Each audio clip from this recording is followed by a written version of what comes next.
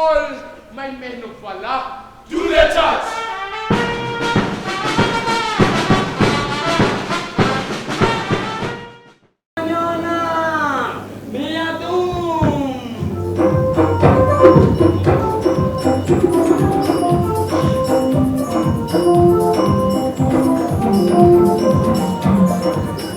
This is the tale of our venture into the Utamaduni festival, a festival that brought together the best of the performers in our community. It was an ensemble of performing artists from the mountains, the valleys, the deserts, from the land of the lakes and even city. Utamaduni festival was only for the best by the best.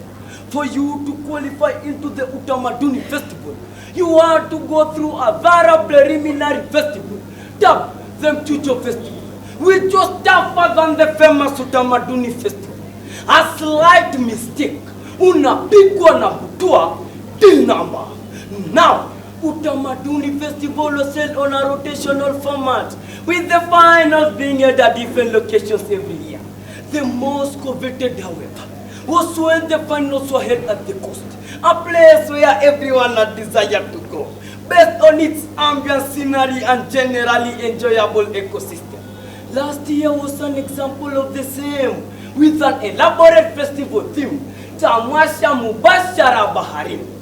Just like every other performing artist, we were not left behind. We got into earnest preparation.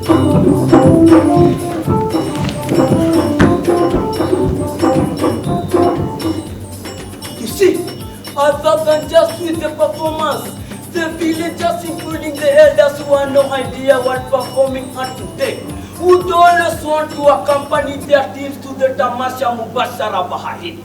Our village elder, Mr. Isurusi, the mighty bull, was no exception. He was a well-known diehard supporter of the wrestling team, but this time round, things were different. He was at the forefront of our preparations. He almost attended all our training sessions at the village square. He actually shocked us one day when he instructed our coordinator, Mr. Kabaluku, to leave nothing to chance and to ensure all the available resources are channeled to us with the performance. This created bitterness among other talented villagers, but we didn't care. Our focus was on the Tamasha Mubashara Baharini. Mr. Kabaluku did not waste time. He was one of those guys who we call Chacha. He even made the impossible possible. He was like those mathematics teachers who never miss lessons even on rainy, flooded days.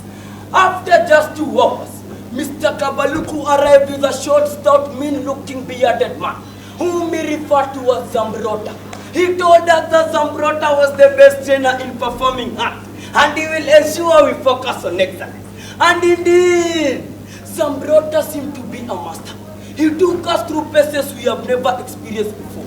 He came up with a thorough practice program, and with the blessings from the village elders, we were exempted from many other activities in the village. For us, it was practice and nothing else. In the morning, practice. Daytime, practice. Evening, practice. When the farmers went to the farm, practice. When the hunters went to the field, practice. Even at night, when other villagers were busy building the nation, for us, we were busy practicing. No, sleeping. We were sure we were going to win. Finally, the long-awaited Mchujo festival arrived. This was the only thing standing between our hot items and the Utamaduni festival. Zambrota had given up in us. He had assured us that no one was a match and others were just jokers. He was a master and he knew what he would take to win the Mchujo festival. On the other hand, Mr. Kabaluku was sourced the most expensive costumes. He actually gave them hidden until the day of the festival when he gave them to us. The 2 of them gave us the composure to relax.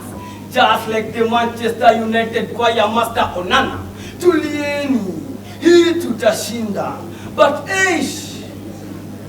just before we could get to stage, we noticed a serious verbal exchange between Mr. Kabaluku and Zambrota. Being nosy, I moved closer to get a hint of their argument. Apparently, Zambrota had not been paid for his services, and he was threatening to block our performance. This suddenly threw us into panic. We didn't know what will become of us. Mr. Kabaluku tried pleading with him, but it was not bearing fruit. Mr. Kabaluku tried contacting the village elders, but his phone was not going through. And just as they say, when it rains, it pours.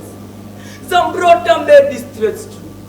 He instructed them to the festival organizers not to let us perform the items he had trained without his go-ahead. Time kept running until it reached around where only 2 teams were left. When Zambrota left us to perform, our morale was zero. We were exhausted and lacked the motivation to perform.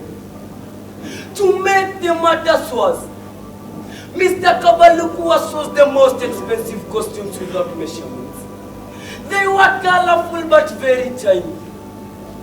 We had to force ourselves into them. I remember during performance, the audience was laughing very loudly.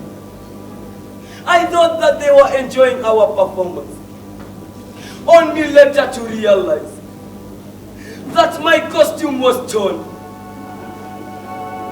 And the Holy of Holies, Siriyama chozi haya ni wewe wajua. That evening we walked back to the village and dejected lot, a laughing stock of the villagers, losers, tears rolling down our faces. Yama chozi haya ni wewe wajua. However, this was a turning point. We made a vow not to depend on external sources again. We made a vow to trust on our own abilities, a vow to liberate ourselves. This is the genesis of the presentation you are watching today. Our costumes are done by our own village dancers. The stage is set by our own village artists. The music is brought by our own village band. And the presentation is brought to you by none other than Uniyamuse, tete pole pole, Uniyamuse, tete pole pole, Oze kikushika sana, Uniyamuse, tete pole pole, Oze kikubamba sana, Uniyamuse, tete pole pole, Join me as we unveil liberation, our story, a true story. Jamani Uniyamuse.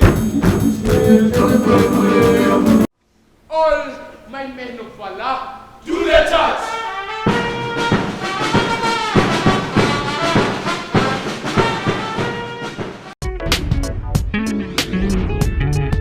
National Educator.